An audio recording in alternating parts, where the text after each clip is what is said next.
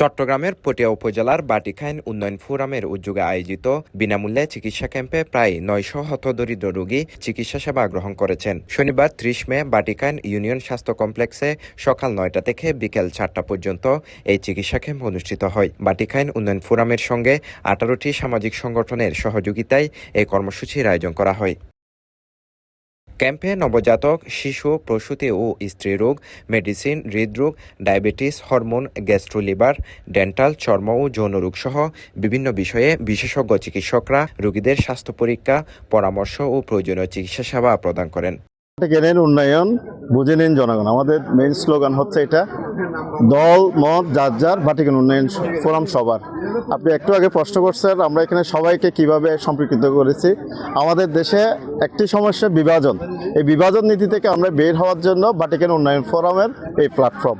গত বছরের ন্যায় মা দিবস উপলক্ষে ফ্রি চিকিৎসা ক্যাম্পের আয়োজন করেছি। আমাদের গত বছরও প্রায় ১১০০ রোগী দেখেছিল, এই বছরও আমরা প্রায় ১২০০ থেকে ১৪০০ রোগী ইতিমধ্যে চলমান এন্ট্রি হয়েছে। আমরা মূলত বাটিখাইন ইউনিয়ন স্বাস্থ্য কমপ্লেক্সের যে সেবা 24/7 এই হাসপাতালটা, এটা আমাদের সেবা থেকে বাটিখাইনবাসী বঞ্চিত হচ্ছিল দীর্ঘ ৭ বছর। আলহামদুলিল্লাহ যথেষ্ট আমরা সাড়া পেয়েছি। গত বছরের চেয়ে এবছর আমরা দ্বিগুণ সাড়া পেয়েছি। আজকে আমি এই ফ্রি চিকিৎসা কার্যক্রমের সমন্বয় থেকে কাজ করতে পেরে সেজন্য আমি নিজেকে ধন্য মনে করতেছি। অনুষ্ঠানে সভাপতিত্ব করেন বাটিখাইন উন্নয়ন ফোরামের উপদেষ্টা ও শিশু রোগ বিশেষজ্ঞ অধ্যাপক ডাক্তার জুলন দাস শর্মা। সঞ্চালনা করেন ফোরামের উপদেষ্টা আশিকুল মুস্তাফা তাইফু।